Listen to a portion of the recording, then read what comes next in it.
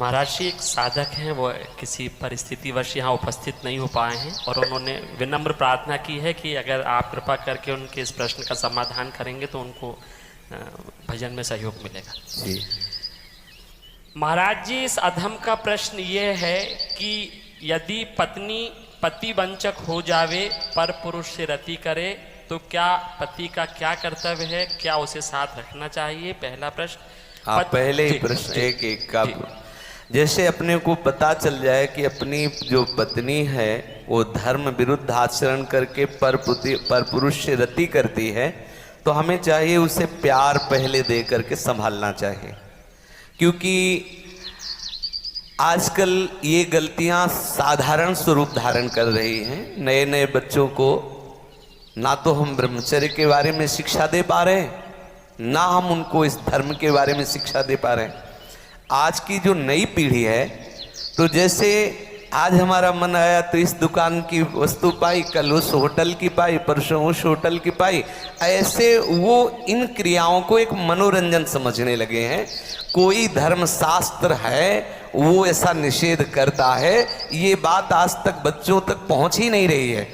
कितने ऐसे बच्चे हैं जो कहते हैं मुझे ये बात पता ही नहीं थी, और उनसे गलतियां, और कुछ ऐसे हैं कि प्रमादवश इन बातों को सुनते भी नहीं, मानते भी नहीं। अब क्या हुआ, जब उन बच्चों का ब्याह होगा तो उनका अभ्यास है। जैसे कोई एक बच्चा जब उससे परिचय प्राप्त हुआ तो उसने बताया हमारे 9 गर्ल फ्रेंड हैं।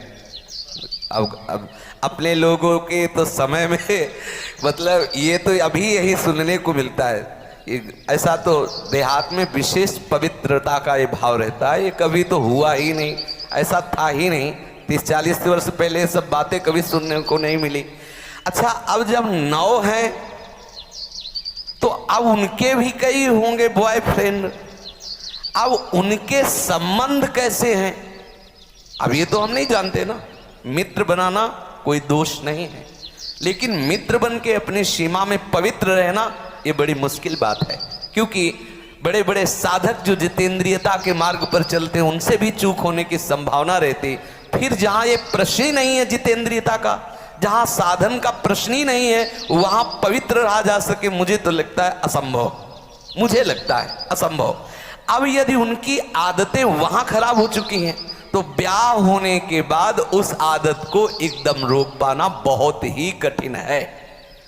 उसके मन में आएगा, चाहे जितना सुंदर उसका पति हो, लेकिन वो स्वभाव है, उसने कभी मर्यादा का पालन नहीं किया, तो उससे ये गलती हो जाना स्वाभाविक है, क्योंकि नींव खराब हो चुकी है।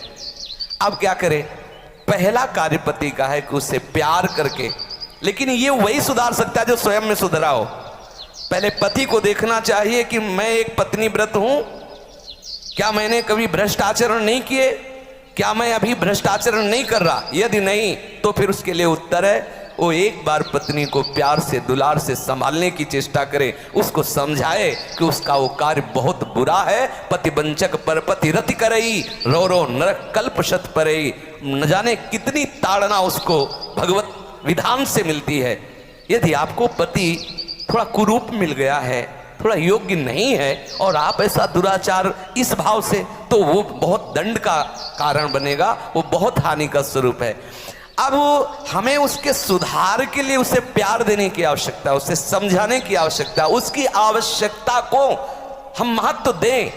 उसे प्यार के द्वारा, ऐसा नहीं है जो अंग खराब हो जाता है हम औषधियों के द्वारा उसे पुनः ठीक करते हैं। जब ऐसी स्थिति हो जाए कि पूरे शरीर में सड़न हो तो फिर कटवा देते हैं।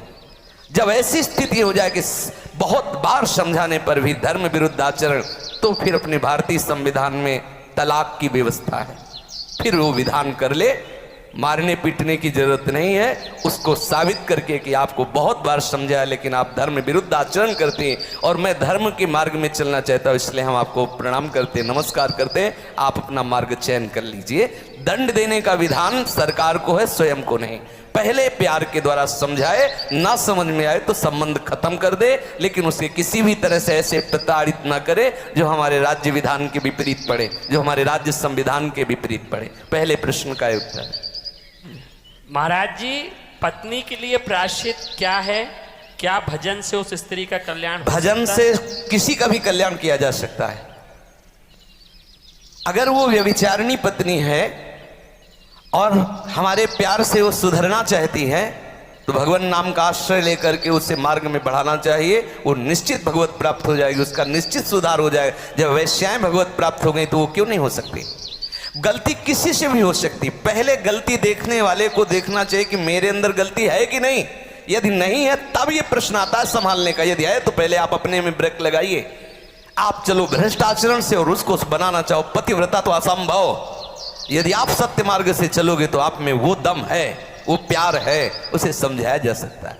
कितने ऐसे सद्भावना वाले हुए हैं कि संस्कारवश वैश्यालय में फंसी हुई लड़कियों को उन्होंने पत्नी स्वीकार किया और एक सदगृहस्थी की तरह जीवन उनको यापन करने का अवसर दिया। फिर वो तो पत्नी है, यदि वो स्वभावश गलती कर जाती है तो ऐसा नहीं कि आप उसको दंड दें। प्यार के द्वारा आदत है बिगड़ गई, उसे संभाला जा सकता है, आदत से सुधार किया जा सकता है। यदि नहीं सुधरती तब त्याग का प्रश्न उठता है, फिर उसे त्याग दे देना चाहिए, दंड देने का अधिकार नहीं। कोई ये कि किसी तरह भी ऐसी पत्नी को मार देना चाहिए, नहीं, ऐसा अधिकार नहीं।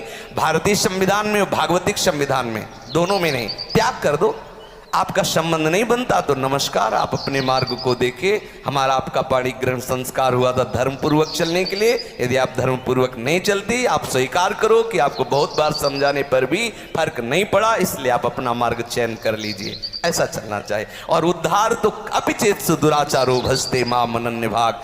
जिसने ये निश्चय कर लिया अब लो निशानी अपना, आज से ही वो परम पवित्र है। आज से अभी साधुर्य संमंतव्या सम्यक व्यवस्थिता। ऐसा गलती होती रही, स्वभावश गलती, आज से अब नहीं करूं। उसी समय से वो महात्मा है, वो पवित्र है, भगवत शरणागत है, इसलिए उसको आदर देना चाहे। कल ये पापी था, ऐसी बात ध्यान करके हम उसका कभी अनादर न करें। कल भूल से उससे गलती हो गई, आज उसने निश्चय कर लिया अब नहीं करूंगा, उसे भरपूर प्यार। मुझे तो लगता है प्यार से पशु को अधीन किया जा सकता है तो स्त्री को क्यों नहीं अधीन किया जा सकता? मुझे तो लगता है यदि हम उसकी एक एक वृत्ति को अपने प्यार में पगा दें तो संभाला जा सकता है। प्यार एक बहुत बड़ी सामर्थ्य है, प्यार में बहुत बड़ी सामर्थ्य है। कोई कितना भी गंदे स्वभाव का पुरुष हो या स्त्री हो, यदि वो परस्पर एक दूसरे को प्यार देने लगे तो सबको प्यार की भूख है, सबको प्रेम चाहिए, सबको चाहिए अपनापन। हो सकता है आपके द्वारा वो अपनापन उसे न मिलता हो जो उसे चाहिए, अगर वो पूर्ण होने लगे तो हो सकता है उसका स्वभाव सुधर जाए। हमें हर तरह से पहले प्रयास करना चाहिए कि हमारी पत्नी हमारे भाव के अधीन हो जाए, हमारे सत्मार्ग में चलने वाली बन जाए। जब ऐसा ना हो तो अंतिम बात है त्याग दे, उसे दंड विधान के द्वारा स्वयं दंड न दे।